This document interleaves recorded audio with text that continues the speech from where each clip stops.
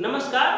आज हम लोग जिस टॉपिक के बारे में पढ़ेंगे उसका नाम क्या है, न्यूटन के गति के नियम यानी कि न्यूटन्स लॉ ऑफ मोशन। ठीक है, इस ये जो है न्यूटन के गति के नियम, इससे जो है कंपटीशन एग्जाम में तो आता ही है इससे क्वेश्चन, लेकिन ये मेनली जो है ना, ये जो चैप्टर है न्यूटन्स के गति का नियम, ये मेनली 9th क्लास में पढ़ना है। ठीक है, तो 9th वाले बच्चे जो है इस पे ज्यादा कॉन्सेंट्रेट करेंगे। ठीक है ना।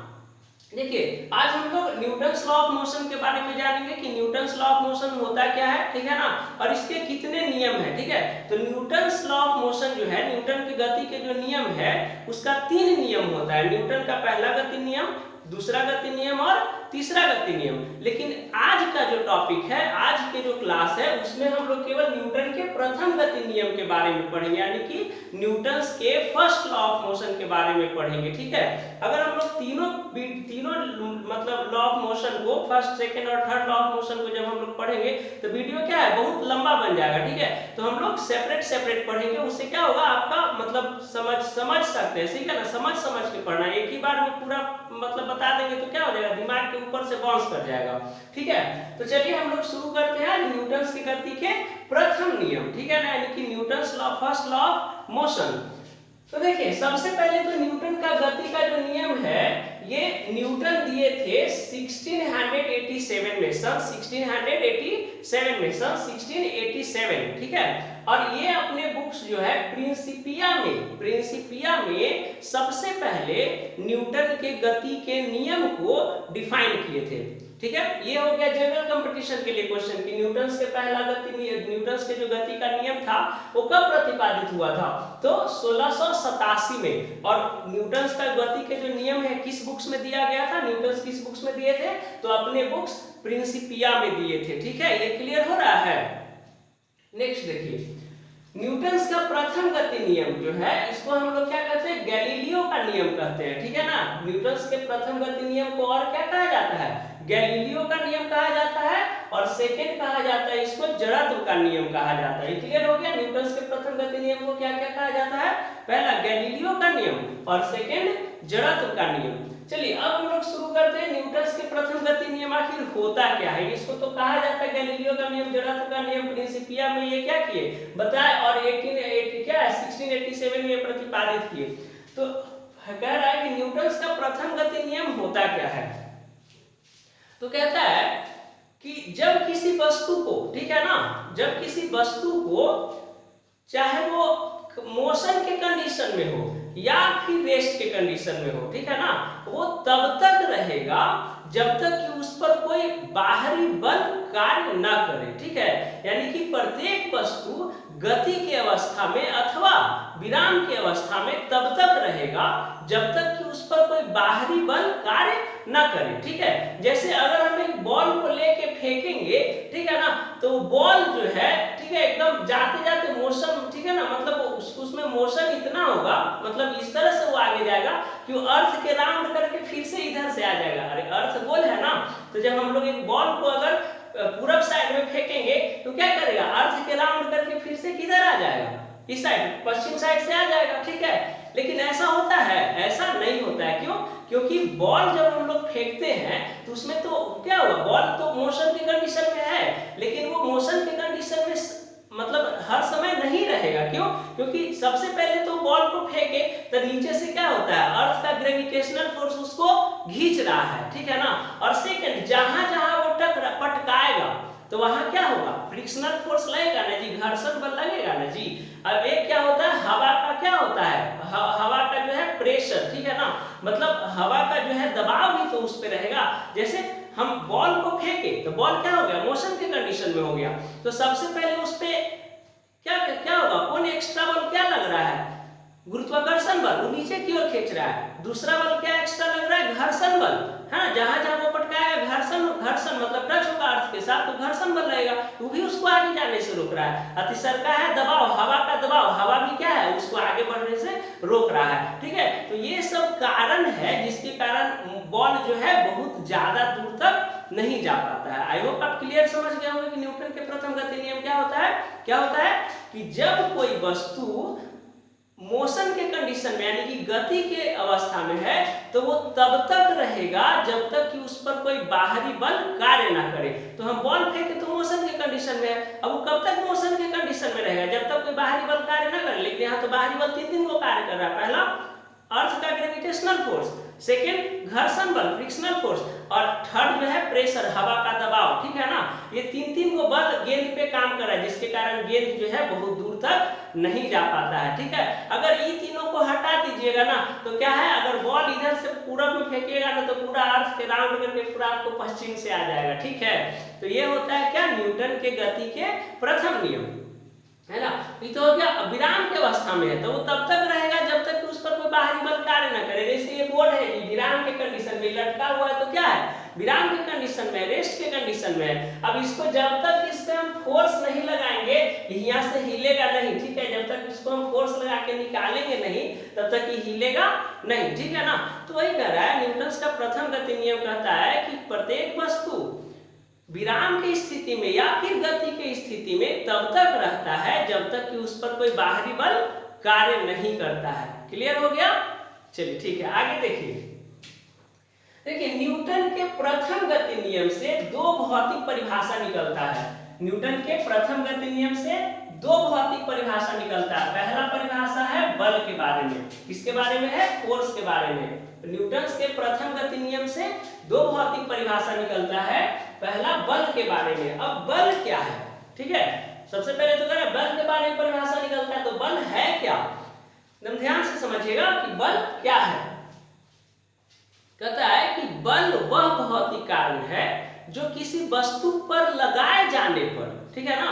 बल वह भौतिक कारण है जो किसी वस्तु के ऊपर लगाए जाने पर उसके गति, उसके अवस्था, ठीक है, उसके गति को, उसके अवस्था को, उसके आकार को क्या कर देता है, बदल देता है। समझ में आया। बल क्या है, बल वह भौतिक कारण है जो किसी वस्तु के ऊपर लगाए जाने पर उसका अवस्था, उसका आकार, ठीक है, उसका दिशा में परिवर्तन कर देता है। उसे क्या कहते हैं, बल कहते हैं। या फिर परिवर्तन करने का प्रयास करता है, परिवर्तन करने की चेष्टा करता है, उसे हम लोग क्या कहते हैं, बल कहते हैं। क्लियर हो गया। बल क्या है, बल वह भौतिक कारण है जो किसी वस्तु के ऊपर लगाए जाने से, ठीक है ना, उसके आकार, उसके अवस्था, उसके दिशा में परिवर्तन होता है या फिर परिवर्तन करने का प्रयास करता है, यानी कि परिवर्तन करने की चेष्टा करता है, उसे हम लोग क्या कहते हैं, बल कहते हैं। क्लियर हो गया। जैसे क्रिकेट को तो देखते ही होंगे जी, क्रिकेट बॉलर इधर से बॉलिंग किया, ठीक है, तो बॉल का क्या है, बहुत मोशन से फेंकता है ना, बहुत गति से फेंकता है। बैट्समैन क्या हुआ, बॉल देखिए बॉल इधर फेंका, अब बैट्समैन क्या हुआ, वो बॉल को मार के स्ट्रेट में छक्का पहुंचा दिया, ठीक है। तो क्या हुआ, पहले तो दिशा में चेंजिंग हुआ ना, हम बॉल को फेंक रहे हैं पूरब की ओर, अब बैट्समैन उधर से खेल रहा है, वो मार दिया स्ट्रेट में छक्का, बॉल पहुंचा दिया पश्चिम में, नहीं। तो ये क्या हो गया, ये हो गया, ये जो है दिशा परिवर्तन हुआ, ये किसके कारण हुआ, फोर्स के कारण हुआ। अगर बैट्समैन जो है, अगर बॉल नहीं लगे, बैट्समैन जो है बॉल को नहीं मारेगा तो क्या होगा, ये हम पूरब में बॉल को फेंकेंगे तो उसी तरह उसी दिशा में आगे बढ़ेगा। लेकिन जब बैट्समैन फोर्स लगा के बॉल को मारा तो किधर पहुंचा दिया, स्ट्रेट में छक्का, ठीक है। तो क्या हो गया, दिशा परिवर्तन किस कारण हुआ, मोशन, सॉरी फोर्स के कारण, है ना, बल के कारण। तो वही कह रहा है, पहला क्या हो गया, बल। बल क्लियर हो गया ना।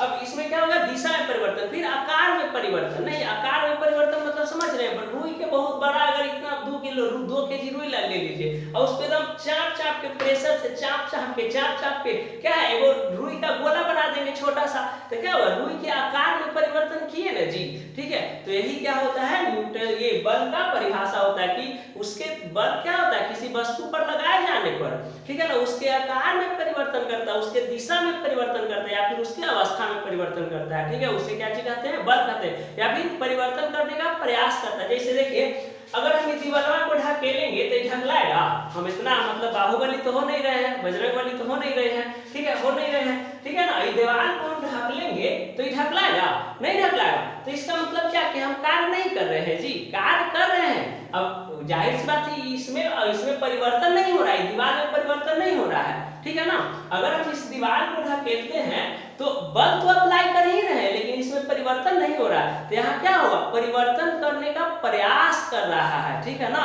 परिवर्तन हो नहीं रहा है, लेकिन परिवर्तन करने का प्रयास कर रहा है। तो इसी को क्या कहते हैं, बल कहते हैं। आई होप आप बल को बढ़िया से समझ गए होंगे। बल क्या होता है, किसी वस्तु के ऊपर लगाए जाने से उसके आकार, अवस्था और दिशा में परिवर्तन करता है या फिर परिवर्तन करने का प्रयास करता है, ठीक है। क्लियर हो गया। चलिए आगे, न्यूटन के प्रथम गति नियम से दूसरा जो परिभाषा मिलता है, ठीक है, दूसरा जो परिभाषा मिलता है वो मिलता है जड़त्व के बारे में। किसके बारे में मिलता है, जड़त्व, इनर्शिया के बारे में मिलता है, ठीक है।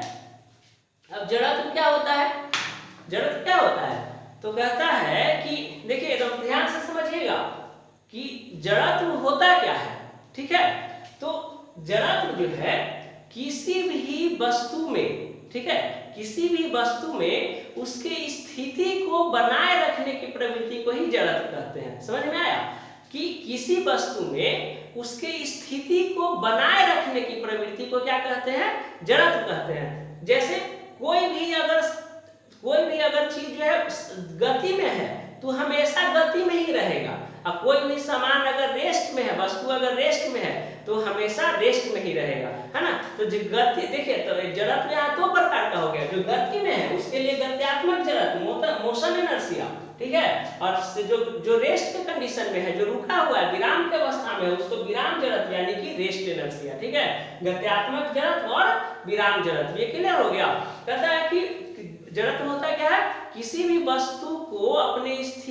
वस्तु में अपने स्थिति को बनाए रखने की प्रवृत्ति को जड़त्व कहते हैं, ठीक है ना। जैसे मान लीजिए ये क्या है, बोर्ड है, ये बिल्डिंग है, छोड़िए ना बोर्ड को छोड़िए, ये बिल्डिंग है, ठीक है। तो ये बिल्डिंग क्या है, रेस्ट की कंडीशन में है, मोशन की कंडीशन में थोड़े, ये हमेशा एक जगह जो घर बन गया हुए रहेगा, वो जिंदगी भर उसका दादा, बेटा, पोता, उसका पोता, है ना, सब एक ही घर में रहेगा। ऐसा नहीं कि घर जो है चल के कहीं जाएगा। तो घर क्या हो गया, रेस्ट इनर्शिया का एग्जाम्पल है, विराम जड़त्व का एग्जाम्पल है, ठीक है। जो एकदम अपने स्थिति को हमेशा बनाए रखता है, यानी कि घर एकदम रेस्ट के कंडीशन में रहता है, अपना स्थिति को बनाए रखता है। ऐसा नहीं कि एक आध डेग चल के अगला में घुस जाता है, ठीक है ना, जमीन को हड़प लेता है, ऐसा नहीं होता है, ठीक है।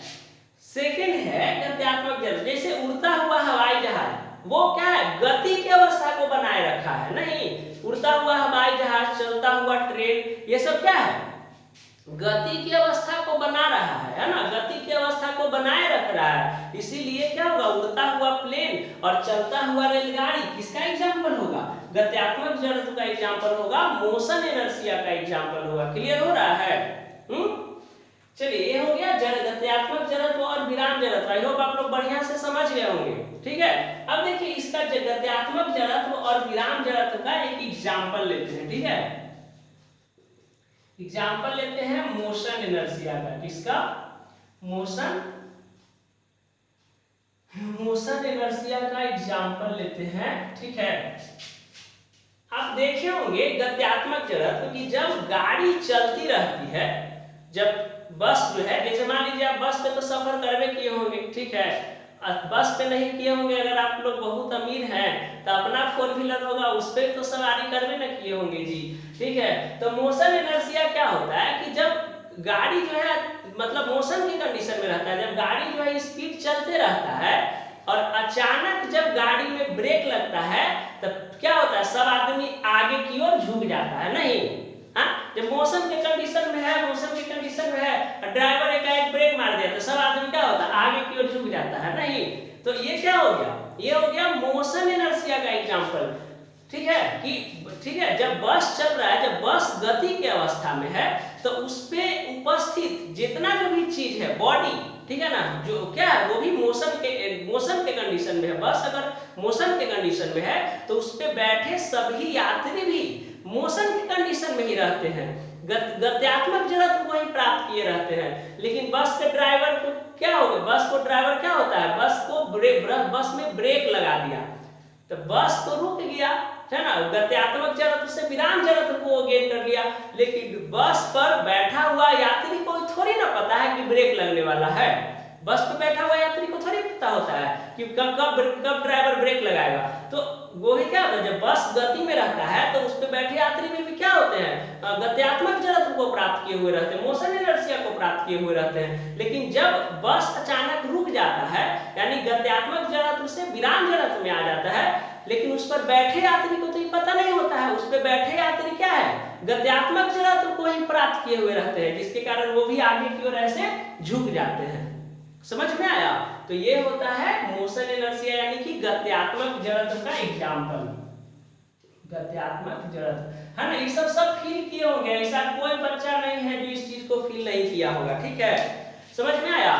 जैसे देखते हैं गाड़ी उड़ी चलाते हैं, एकाएक ब्रेक मारिए ना तो आप आगे की ओर झुक जाइएगा, है ना। जैसे मान लीजिए गाड़ी चला रहे हैं आगे क्या रोड पे कोई और गाड़ी आ गया, या ऑटो, देखते ऑटो वाला तो जानवे करते हैं जहां मन होता है मुंह रोक देता है ना। तो क्या होता है, गाड़ी चला रहे, बाइक चला रहे हैं, एकाएक ऑटो वाला आ गया तो क्या ब्रेक मारते हैं तो आगे की ओर झुक जाते हैं ना जी। ये किसका एग्जाम्पल है, गत्यात्मक जड़त्व का एग्जाम्पल है। ठीक है, चलिए सेकेंड एग्जाम्पल बताते हैं विराम जड़त्व का, रेस्ट इनर्शिया का।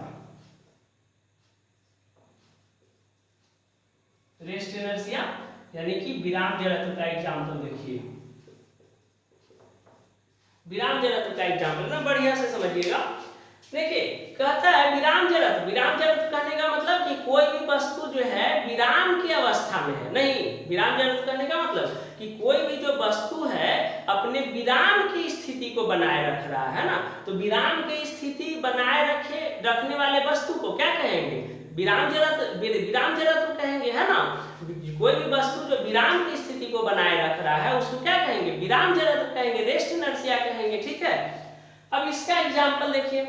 कभी कभी ऐसा होता है, हर केसेस में नहीं, कभी कभी सडेनली देखे होंगे कि बाइक रेस्ट के कंडीशन में है, बाइक चला नहीं है, चलने वाला, आप बैठे हुए हैं, ठीक है, आप बैठे हुए बाइक पे चलाने के लिए, मम्मी पीछे बैठी, ठीक है ना, और जैसे ही बैठी वैसे क्या किया, आप बाइक को स्लेटर देके आगे बढ़ा दे, ले मम्मी गिर गई। नहीं, तो ये किसके कारण होता है, ये होता है विराम जड़त्व के कारण। ठीक है, बॉडी क्या है, जब बाइक रेस्ट के कंडीशन में है, जब बाइक रेस्ट के कंडीशन में है तो उस पे बैठे आपकी मामा या आपकी जो बहन है, आपके जो पापा है, वो भी किस इनर्शिया को गेन किए हुए हैं, किस जड़त्व को प्राप्त किए हुए हैं, विराम जड़त्व को। लेकिन आप क्या है, ये तो अब आप क्या है, एक्सीलरेटर देके बाइक को आगे बढ़ा दिए। तो ये बात आप न जान रहे हैं जी, आपके पापा या बहन या मम्मी थोड़ी ना जान रहे हैं कि अब गाड़ियां आगे बढ़ने वाला है। उनका बॉडी तो रेस्ट यानी कि विरामे जड़त्व को ना बनाए रखेगा। अब उनको पता नहीं है तो क्या होता है, उनका बॉडी जो है विरामे जड़त्व बनाए रखना चाहता है, लेकिन अचानक जो है गाड़ी जो है क्या, गत्यात्मक जड़त्व को प्राप्त कर लेता है। अब बॉडी क्या है, विराम जड़त्व को बनाए रखना चाहता है, जिसके कारण वो बॉडी क्या होता है, पीछे की ओर गिर जाता है। नहीं, इसका और एग्जाम्पल देखिए,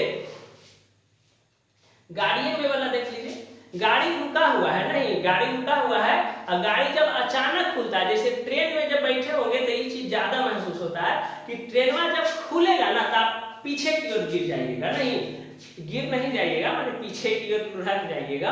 ठीक है, जब ट्रेन आगे बढ़ता है तो क्या होता है, आदमी पीछे की ओर लुढ़क जाता है। क्यों? क्योंकि जब ट्रेन रेस्ट के कंडीशन में है, माने रुका रहता है, तो बॉडी भी रेस्ट के कंडीशन में रहता है। ठीक है ना, अब बॉडी को थोड़े पता है कि ट्रेन कखनी चलेगा, तो बॉडी तो है रेस्ट के कंडीशन को बनाए रखता है, विराम के कंडीशन को बनाए रखता है। अब जब ट्रेन गत्यात्मक जड़त्व, जैसे ट्रेन जब खुला तो गत्यात्मक जड़त्व ने पकड़ लिया जी, लेकिन बॉडी हमारा क्या कर ले रहता है, विरामी जड़त्व प्राप्त किए हुए रहता है। इसीलिए वो क्या कहता है, पैर चूंकि ट्रेन पे होता है, इसीलिए क्या होता है, वो आगे की ओर चल जाता है। हमारा बॉडी जो है क्या होता है, विराम के जड़त्व को प्राप्त किया हुआ रहता है, इसलिए वो पीछे की ओर हो जाता है, इसीलिए हम लोग पीछे की ओर लुढ़क जाते हैं। क्लियर हो गया? तो अब देखिए, अब इसका गत्यात्मक जड़त्व का एक और एग्जाम्पल देख सकते हैं। घुड़सवार को देखिए, घुड़सवार को, ठीक है, जब घुड़सवार जो है बहुत तेजी से क्या होता है, घोड़ा को दौड़ाते रहता है और अचानक लगाम खींचता है। जब घोड़ा अचानक रुक जाता है तो घुड़सवार जो है घोड़ा के पीठ से ना घिसक के उसके गर्दन पे आ जाता है। ठीक है, तो ये किसके कारण होता है, गत्यात्मक जड़त्व के कारण होता है। ठीक है, तो आई होप कि आप न्यूटन के प्रथम गति नियम को एकदम पूरा बढ़िया से समझ गए होंगे। ठीक है, अगर नहीं समझ में आया, जहां डाउट है आप आप कमेंट्स में पूछ सकते हैं, ठीक है। देखिए ये न्यूटन के प्रथम गति नियम बढ़िया से समझ गए। इससे दो भौतिक परिभाषा निकलता है, कौन कौन, एक बल का और एक जड़त्व का, ठीक है। बल बता दिए, जड़त्व क्या है, जड़त्व कितने प्रकार का होता है, इस वीडियो में आप लोग पूरा अच्छा से समझ गए होंगे, इस क्लास में आप लोग पूरे अच्छा से समझ गए होंगे, ठीक है। जय हिंद।